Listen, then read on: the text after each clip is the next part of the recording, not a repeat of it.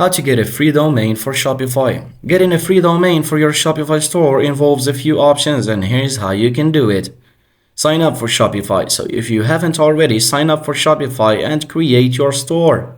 Shopify provides a free subdomain for all new stores, such as yourstore.myshopify.com. This is a great option if you're just starting out and don't need a custom domain yet. The free domain with Shopify plan.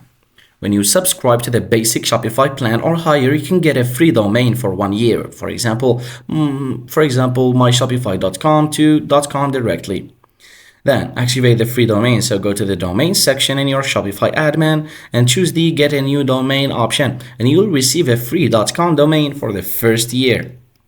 Some third-party offers for free domains are, for example, looking for promotions. Some domain providers like Freenom offer free domains for certain extensions like .tk, .ml, .ga, and .cf.